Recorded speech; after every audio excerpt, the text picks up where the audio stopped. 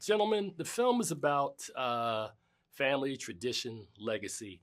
Talk about how the themes of that film sort of not just apply to your characters, but to you as well, and the work that you guys have been doing over the decades. Damn. Ooh, well, yeah. Well, ooh, that's a big one. Well, as I sit here talking to you now, I'm a representation of my family. The cumulative of their experience and the traditions they've passed on to me, the history they've passed on to me. I'm a result of their past. I'm the manifestation of that. All of it. The trauma, dreams. the trauma, the glory, all of that. Yeah, but out of all of that, well, I'm a product of segregation in Tennessee. So the one thing that nobody ever told me I could be was what I am. I was told I could be a doctor, a lawyer, all kinds of stuff, but nobody said I could be an artist and survive and make a life for myself. Even though they looked at people, they looked at Rochester on Jack Benny like he was, colored on TV. Rochester was a big deal, and Amos Nandy, when Amos Nandy was on TV, it was a big deal, but nobody ever said to me, you can be an artist, you can be an actor. So having done this and becoming, I guess, a household name in a way honors the people that gave me a work ethic and that allowed me to blossom and dream and be something bigger than anybody could ever imagine.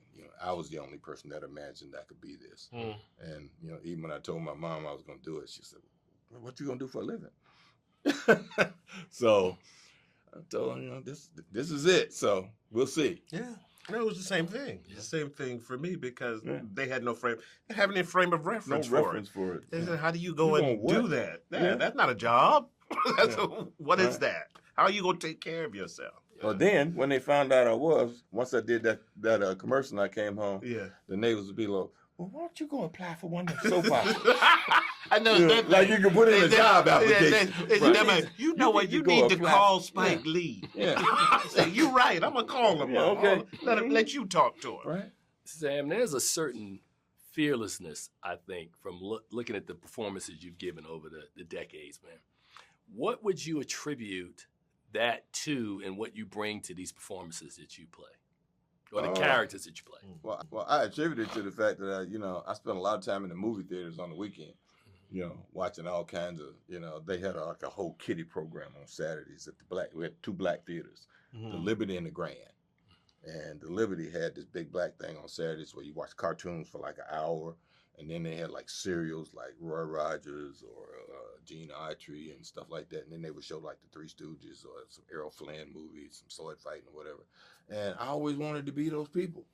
We go home and break some trees and the old lady, put that stick down, put somebody down. Yes, and we sword fighting out there, put that stick down. Yes, and we throwing rocks at each other like they're bombs and hand grenades, throwing rocks at each other. So I've always wanted to be that person on screen. I wanted to be Errol Flynn. I wanted to have a dagger in my mouth and a sword swinging from ship to ship. Or Zorro sword fighting down some staircases and stuff. So I've always wanted to be a hero. And hey, that's the safest place in the world to do anything you want to do. Before I get out of here, man, talk about how important, we talk about Denzel being the custodian of August Wilson's work, man. How important is it that you guys are doing not just this film, but you, of course, Sam, have done them on Broadway. You've done them on stage. Yeah. Michael, this is at least the second one I've seen you in. How is it important to keep August Wilson's work alive? Introducing it to newer generations. Keeping that voice, again, it's passing on its legacy. Right. His American Century Cycle is our legacy. And it has value that future generations should see and uphold. And, we also should, think about, Chester Himes and James Baldwin and all these other people that wrote all these other things to do it. And some of the things you can see, like Cotton Comes to Harlem, it was just, a funny old movie, but nobody ever said, Chester Himes wrote all these books, So Chester and August and all those people need to be mentioned in the same breath. And we need to be doing something to put these things in front of people so that they'll know, hey, It's not just Shakespeare and those dudes. Right. We got our own folks.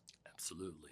Well, look, continued success. Can't wait for audiences to check out the piano lesson, man. To both of you guys, man, it's been a pleasure this afternoon. Thank you. Thank you. You Appreciate guys it. take care.